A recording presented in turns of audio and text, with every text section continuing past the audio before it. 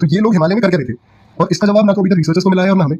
तो ये एक बहुत कॉमन थ्योरी है कि कोई एक फ्रीक हेल जैसे कि अभी ने बताया कि ओलो की बारिश हुई थी, जो कुछ लोग की मान्यता है कि भाई वो उन्होंने करवाई है, नंदा देवी जी ने करवाई है, और कुछ लोग बोलते हैं कि बस ये एक रैंडम हेल रहा है। अब रोमांच की बात यह है कि जब इन कंकालों का ये एनालिसिस हुआ तो उन्होंने पाया कि उनके जो स्कल्स हैं उन पे ऐसे निशान हैं जो कि एकदम सिमिलर है किसी हेल स्टॉर्म विक्टिम के, कि जो ये जो बोले रहते हैं बर्फ के जब सर पे गिरते हैं तो जो निशान बनते हैं बिल्कुल सिमिलर वो कंकाल पे पाए गए हैं। तो बस यही सवाल रह जाता है कि क्या ये सारे इवेंट्स अलग अलग टाइम पे एक ही जगह पर सारे लोग और सबके सब कंकाल, तो ये थोड़ा कंफ्यूजन है। इसमें एक चीज और थी दिव्यांश, एक स्टोरी और थी इससे रिलेटेड, जिसमें बोला गया था कि जो जनरल जोरावर सिंह थे जो कि कश्मीर के थे, वो और उनके जो साथी थे वो अपना रास्ता भटक गए थे और इसी रास्ते के बीच में कहीं पे वो सब मर गए थे।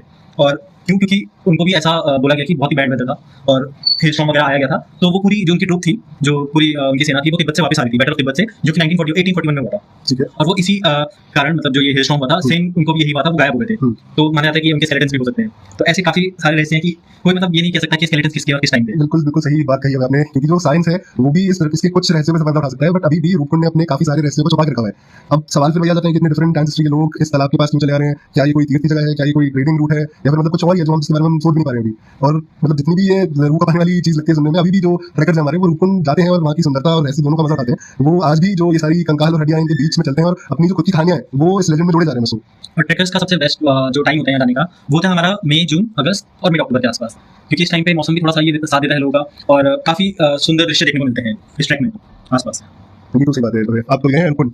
नहीं तो नहीं है, बट इस बार पूरी कोशिश रहेगी रूपकुंड जाने की। देखिए हम अपने दर्शकों को भी इसके लिए वो करेंगे कि आप लोग भी जरूर देखिए, मौका मिले तो एक बार जाके देखिए, क्योंकि जो हम आपको चीज बता रहे हैं जितना भी हम अच्छे से आपको वो समझा पाएंगे, जब आप एक बार जाके खुद से उस जगह को देखेंगे तो भी आप उसको महसूस कर पाएंगे। सही है, एक्चुअली आपको डेफिनेटली मौका मिले तो सभी एक बार जरूर जाना चाहिए। और इवेंचुअली मतलब देखा जाए तो रूपकुंड बहुत ज्यादा ही एक जियोलॉजिकल वंडर है, आर्कियोलॉजिकल वंडर है, और बस हमें यही बताता है कि हम अपने पास के सामने बहुत हम कुछ भी नहीं पता इस बारे में भी। हर जो कंकाल है, हर टूटी हड्डी जो है वो अपनी कहानी कहना चाहती है, बट पूरी कहानी नहीं है वो। और may be that is what मतलब जो हमें रूपकुंड के बारे में आकर्षित करता है, मे बी यही वो चीज है जो सबको उसकी तरफ खींची चली ले जाती है।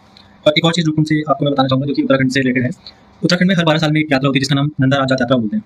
वो हर 12 साल में एक मिस्टीरियस 4 सिंग वाला एक बकरी पैदा होती है और वो इस जगह पे आती है और यहाँ से वो गायब हो जाती है। ठीक है। तो इस यात्रा को इसलिए माना जाता है कि जब नंदा देवी अपने मायके से ससुराल चली जा रही थी तो उनके साथ उनके जो मायके के लोग थे उनको छोड़ने जाते हैं यहाँ तक। इसके बाद ये भी माना जाता है कि वो क्रॉसिंग का बकरा है, वो as a form of God है।